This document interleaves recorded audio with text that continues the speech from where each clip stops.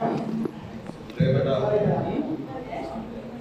നമ്മുടെ പഞ്ചായത്തിന്റെ പൊതുചിത്രമാണ് നമ്മുടെ ജീവനക്കാരും നമ്മുടെ ഭരണസമിതിയും എല്ലാവരും ഒരുമിച്ചിരുന്ന നിങ്ങളിപ്പോൾ ഒരു ചരിത്രത്തിന് നിങ്ങൾ യാത്രയിൽപ്പെട്ട നിങ്ങളെ ഭരണാക്കിയാണ് നിങ്ങൾ ഈ പൊതുമണ്ഡലത്തിലുള്ളവരാണ്. ഞാൻ എൻ്റെ പ്രസ്ഥാനം ഈ മത്സരിക്കണം തോന്നലെന്ന് പറഞ്ഞപ്പോൾ എന്റെ പ്രസ്ഥാനം ഏൽപ്പിക്കുന്നത് അധിക തോന്നലായിട്ടുണ്ട്. അതുകൊണ്ട് തന്നെ എനിക്ക് പ്രത്യേകിച്ച് ഈ കാര്യത്തെ സംബന്ധിച്ച് പ്രത്യേകിച്ച് പഠിക്കാനൊന്നും ഉണ്ടാവില്ല. കാരണം ഇതിനകത്ത് ഭരണപരമായ ചില കാര്യങ്ങൾ മനസ്സിലാക്കാനും പഠിക്കാനും ഉണ്ടാകുന്നത് ഞാൻ ജനകീയാസൂത്രണ കാലമുണ്ട് ഈ പഞ്ചായത്ത് ഭരണത്തിന് നേതൃത്വം കൊടുക്കണം. അതിന്റെ ലീഡർഷിപ്പിന്റെ പദ്ധതിയായിട്ട് പ്രവർത്തിച്ചിട്ടുള്ള ആളാണ്.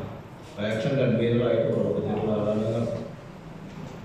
അപ്പോൾ അവിടെ പദ്ധതി ഉണ്ടാക്കുന്നതിനെ സംബന്ധിച്ചും നമുക്ക് കിട്ടുന്ന വരുമാനത്തെ സംബന്ധിച്ചും ഒക്കെ ഒരു മുൻധാരണ എനിക്കുണ്ട്. അതിന്റെ മുമ്പ് മുതലേ ഈ പഞ്ചായത്തായിട്ട് ബന്ധപ്പെട്ടുള്ള പ്രവർത്തനങ്ങൾക്ക് ആദ്യത്തെ 88-ലെ പഞ്ചായത്ത് പ്രസിഡന്റ് കൈമാറി എൻ്റെ വീട് നിൽക്കുന്ന വാർഡിലാണ് ജയിച്ച് ഈ പഞ്ചായത്തിന്റെ പ്രസിഡന്റായത്. അവിടുന്ന് ഇങ്ങോട്ട് തൊട്ടുള്ള ഈ പഞ്ചായത്തിന്റെ മുന്നോട്ട് പോക്കിനെ സംബന്ധിച്ച് ഓരോ ഘട്ടത്തിലും ഈ പഞ്ചായത്തുമായിട്ട് ബന്ധപ്പെട്ട് നടക്കുന്ന എല്ലാ കാര്യങ്ങളും അതാത് കാലത്ത് അറിയുകയും എന്നാൽ പറ്റുന്ന രീതിയിലുള്ള ഇടപെടലുകൾ പുറത്തു നിന്ന് നടത്തുകയും ചെയ്തിട്ടുള്ള ഒരാളാണ് ഞാൻ.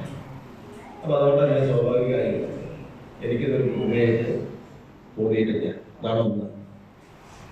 രണ്ടാമത്തെ ഒരു കാര്യം, എനിക്ക് പറയാനുള്ള കാര്യങ്ങൾ അത് മൂടി വെച്ചോ മറച്ചു വെച്ചോ ഒന്നും ഞാൻ സംസാരിക്കില്ല.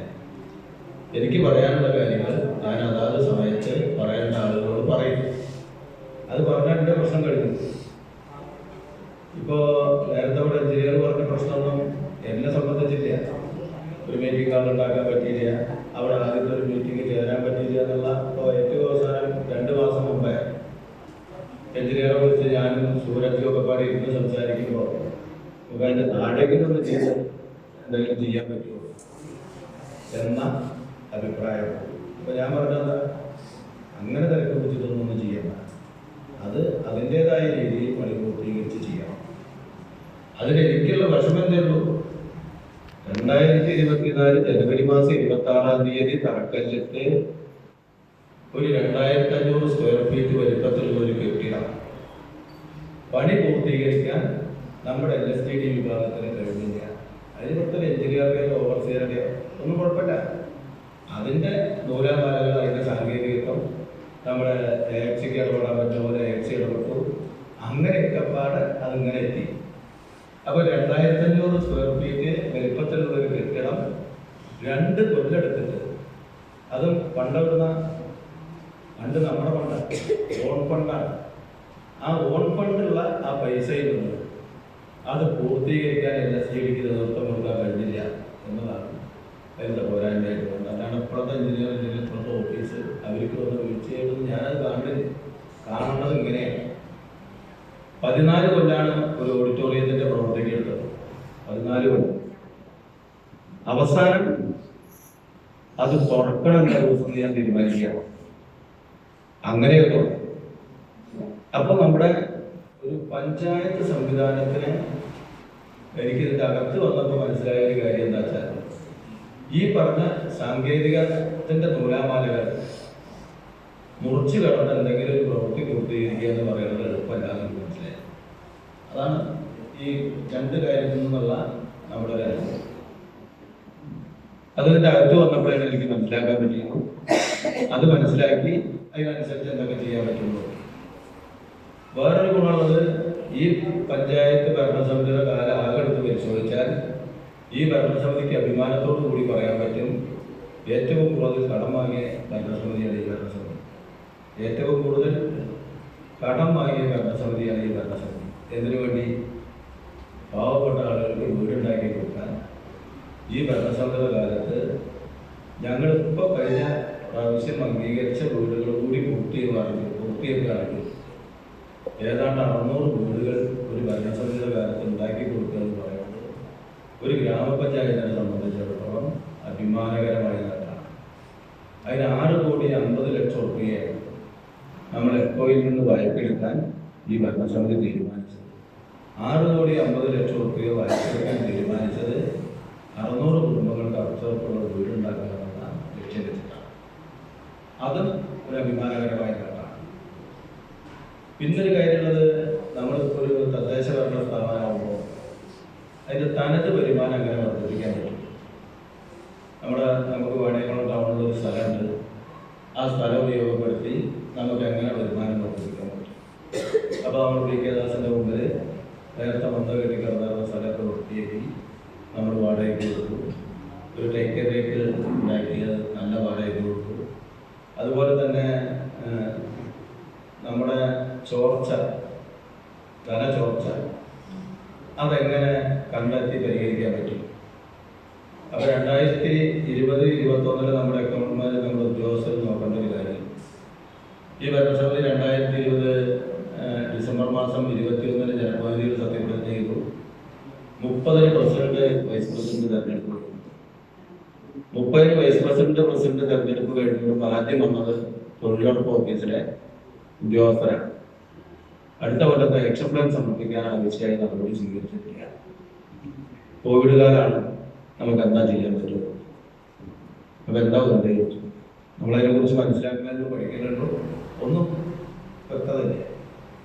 അപ്പോൾ ഞാൻ ഉദ്യോഗസ്ഥരോട് അന്നത്തെ ഓഫീസിലെ ഈ ഉൾപ്പെടെയുള്ള ആളുകളോട് പറഞ്ഞു, എന്താ നമുക്ക് പെട്ടെന്ന് ചെയ്യാൻ പറ്റും, നാളെ തന്നെ എന്നാൽ നമ്മുടെ തൊഴിലുറപ്പും ഏറ്റുമാരുടെ യോഗം വിളിക്കട്ടെ.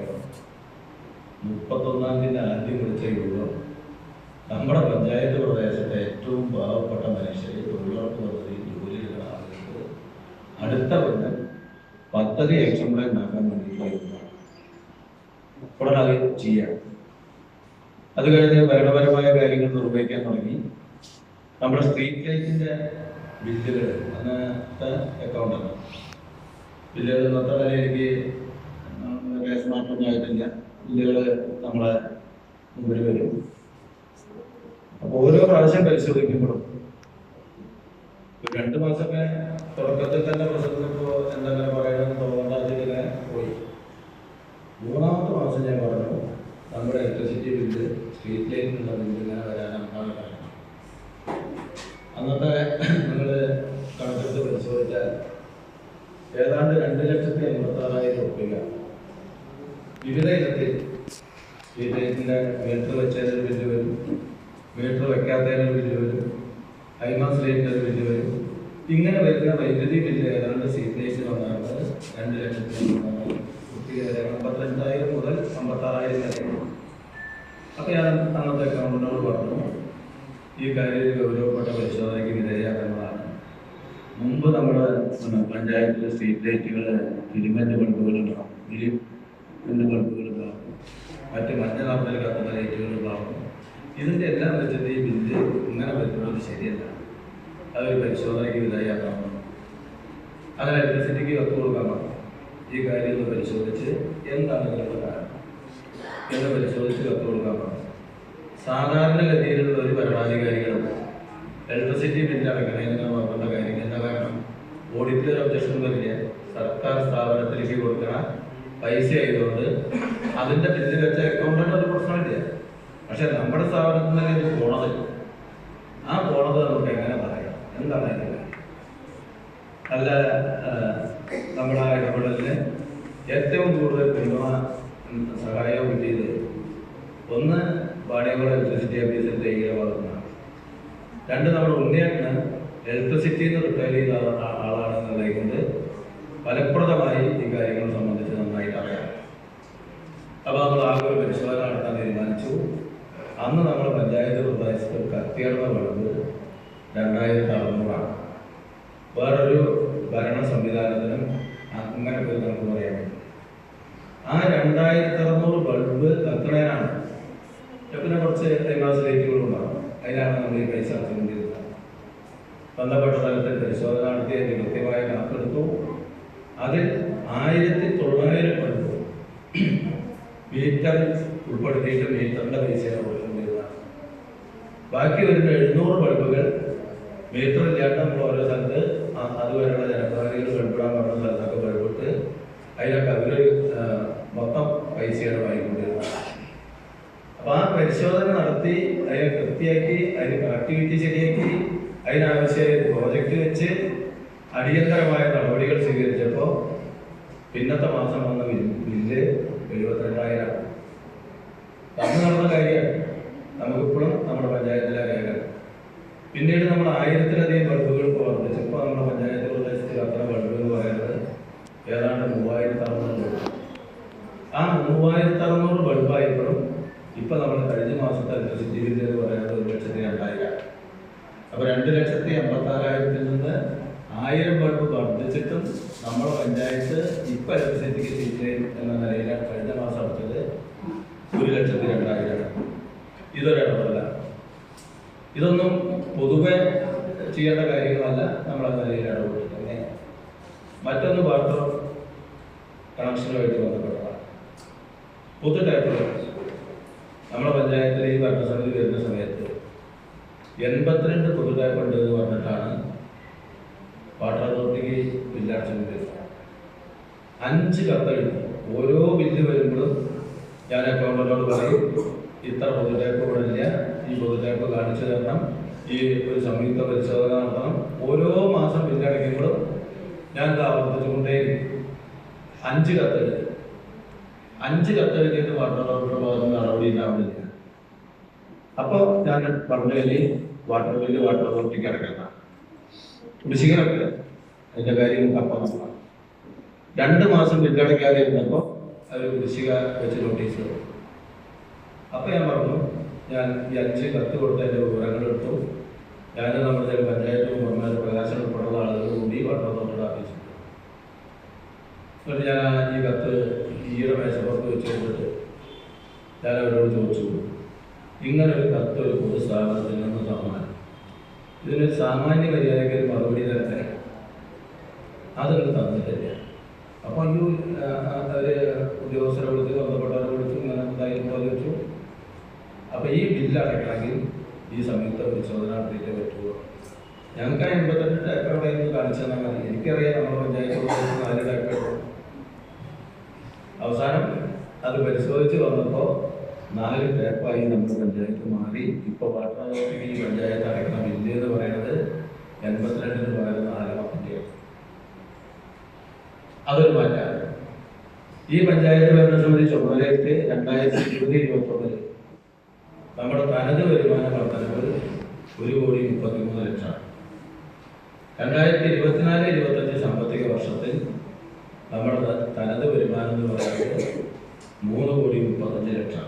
1,33,00,000-ൽ നിന്ന് 3,35,00,000-ലേക്കുള്ള വളർച്ച ജനങ്ങളിൽ നിന്ന് പിരിച്ച നികുതി വർധനവ് മാത്രമല്ല, നമുക്ക് കിട്ടാവുന്ന ഇപ്പോൾ AK ഉണ്ടാക്കിയത് വാടകയ്ക്ക് കൊടുത്തു, PK ദാസിന്റെ മുമ്പിലുള്ള കെട്ടിടങ്ങൾ വാടകയ്ക്ക് കൊടുത്തു, ഇപ്പോൾ ഓഡിറ്റോറിയം തുറന്നു. ഇങ്ങനെ നമുക്ക് തനത് വരുമാനം എങ്ങനെ വർദ്ധിപ്പിക്കാം ഒരു ഭരണസമിതിയുടെ കാലത്ത് എന്നതിനെ സംബന്ധിച്ച് നന്നായി ഗൗരവത്തോടു കൂടി ഇടപെടാൻ കഴിഞ്ഞിട്ടുണ്ട് എന്നാണ് എനിക്കൊരു വിശ്വാസം. പൊതുവെ പഞ്ചായത്ത് ഭരണസമിതിക്ക് ടീമായി നേതൃത്വം കൊടുക്കാൻ പറ്റും. പിന്നെ ഓരോ മെമ്പർമാരും ആ മെമ്പർമാരുടെ വാർഡ് പ്രദേശത്തെ ജനങ്ങളുടെ സമ്മർദ്ദം വരുമ്പോൾ സ്വാഭാവികമായിട്ട് എനിക്ക് കിട്ടിയത് പോരാനൊക്കെ ഉണ്ടാവും. പക്ഷെ പഞ്ചായത്തിന് ഞാൻ നേതൃത്വം കൊടുത്തത് പഞ്ചായത്തിനൊരു യൂണിറ്റ് ആയിട്ട്. പഞ്ചായത്തിന് നമ്മൾ ഫണ്ട് വരുമ്പോൾ ഉപയോഗിക്കുമ്പോൾ പഞ്ചായത്തിനൊരു യൂണിറ്റായി കണ്ട് പഞ്ചായത്തിന് കിട്ടുന്ന ഫണ്ട് പരമാവധി തുല്യമായിട്ട് ഉപയോഗിക്കാൻ വേണ്ടി ശ്രമിച്ചിട്ടുണ്ട്. ആ നിലയിൽ പഞ്ചായത്ത് മെമ്പർമാരെ സംബന്ധിച്ച് അഭിമാനത്തോടുകൂടി അവരുടെ വാർഡ് പ്രദേശങ്ങളിൽ നടന്ന വികസന പ്രവർത്തനം, അതിനേക്കാൾ കുറച്ച് കൂടുതൽ വികസന പ്രവർത്തനവും പഞ്ചായത്ത് പ്രസിഡന്റ് എന്നുള്ള നിലയ്ക്ക് ഞാൻ പ്രതിനിധാനം ചെയ്യുന്ന വാർഡിൽ നടത്താൻ വേണ്ടി ഞാൻ ശ്രമിക്കാതിരിക്കാനുള്ള കാര്യം ഞാൻ പൊതുവായി പൊതു ഉത്തരവാദിത്തം എന്ന നിലയിൽ മാത്രമേ നിർവഹിച്ചിട്ടുള്ളൂ. ആ നിലയിൽ എൻ്റെ സംസാരത്തിലോ പെരുമാറ്റത്തിലോ ആർക്കെങ്കിലും ഏതെങ്കിലും തരത്തിൽ എന്തെങ്കിലും തരത്തിലുള്ള വിഷമോ ബുദ്ധിമുട്ടോ ഉണ്ടായിട്ടുണ്ടെങ്കിൽ അത് ഞാൻ എൻ്റെ കർത്തവ്യം നിർവഹിക്കുന്നതിൻ്റെ ഭാഗമായിട്ട് പറഞ്ഞു പോയിട്ടുള്ളതാണ് എന്ന് കണ്ട് ഈ ഭരണസമിതിക്ക് യാത്രയ്ക്കൊന്നും തന്നെ ഞങ്ങളുടെ ഈ പഞ്ചായത്തിലും ഇവിടെ പൊതുപ്രവർത്തകരായും പഞ്ചായത്ത് മെമ്പർമാരായിട്ട് ചിലപ്പോൾ ഉണ്ടായിക്കൊള്ളുന്നില്ല. പക്ഷെ ഞങ്ങൾ ഈ പഞ്ചായത്തിലെ പൊതുജനങ്ങളുണ്ട്. ഒപ്പം അവരുടെ ആവശ്യങ്ങളുമായി ഈ പഞ്ചായത്ത് പ്രദേശത്ത് പൊതുപ്രവർത്തകരായി ഞങ്ങളുണ്ടാവും. എല്ലാ സമയത്തും ഏത് കാര്യത്തിനും പഞ്ചായത്ത് ഭരണസമിതി കാലാവധി കഴിഞ്ഞാൽ ഏത് കാര്യത്തിനും ഞങ്ങൾ നിങ്ങളെ സമീപിക്കും. ഈ സൗഹൃദത്തോടു കൂടി തന്നെ നിങ്ങളെ കൊണ്ട് കഴിയുന്ന സഹായങ്ങൾ ചെയ്തു തരണം. അതുപോലെ തന്നെ ഏത് കാര്യത്തിനും ഏത് സമയത്തും നിങ്ങൾക്ക് ഞങ്ങളെ സമീപിക്കാം, ഞങ്ങളെ ഫോൺ ചെയ്യാം, ഞങ്ങളെ വിളിക്കാം. ഞങ്ങളെ കൊണ്ട് ചെയ്യാൻ കഴിയുന്ന സഹായമാണ് ഏത് കാര്യത്തിനും നിങ്ങൾക്ക് ഉണ്ടാവും എന്ന് മാത്രമാണ് ഈ ഭരണസമിതിക്ക് വേണ്ടി നിങ്ങളോട് അഭ്യർത്ഥിക്കാനുള്ളത്. എന്തായാലും നമുക്ക് നിങ്ങൾക്ക് ഒരുമിച്ച് കൂടാനും ഒരു ഭക്ഷണമൊക്കെ കഴിച്ച് സൗഹാർദ്ദത്തോടു കൂടി പിരിയാനും ഏർപ്പെടുത്തിയിട്ടുള്ള ഈ സംവിധാനം ഇതൊരു യാത്രക്കായിട്ടും ഒന്ന് കാര്യം കാണുന്ന ഞങ്ങളിവിടെ പൊതുപ്രവർത്തകരായിട്ട് എല്ലാ സമയത്തും ഉണ്ടാവും എന്ന് മാത്രം ഓർമ്മപ്പെടുത്തിക്കൊണ്ട് ഈ സ്നേഹ സംഗമം സംഘടിപ്പിച്ച സ്റ്റാഫിന് പ്രത്യേക നന്ദി രേഖപ്പെടുത്തിക്കൊണ്ട് ഞാൻ എൻ്റെ വാക്കുകൾ തിരിച്ചറിയാം.